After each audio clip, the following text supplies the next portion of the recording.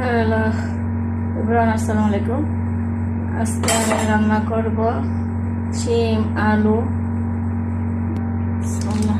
রান্না করব শিম আলু বরবটি দিয়ে শুটকি রান্না করব।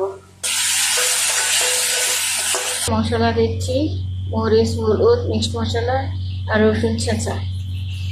শুটকি রান্না করব, রসুন দিতে হবে, রসুন ছেঁচা দিচ্ছি, গ্রান হবে ভালো হয়।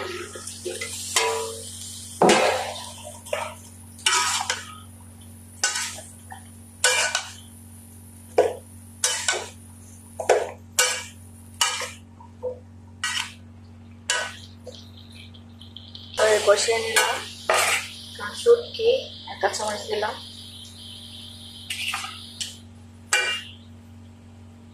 পানি দিলাম, তরকারি দিয়ে দিয়েছি আর শুটকি তরকারি হয়ে গেছে।